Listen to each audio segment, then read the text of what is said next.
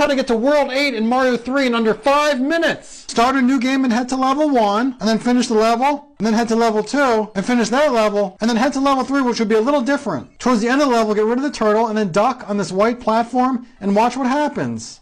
Now run behind all the elements, and then finish the level like this, and we get a warp whistle. And now we're going to head to the fortress, and at the end of this level, you fly up top and to the right, and then hit up to go through the door, and we got our second warp whistle of the game. Now let's hit B and use the first one, then hit B again, and the second one will pick you up. And this time it'll take you to World 8, the final world in Super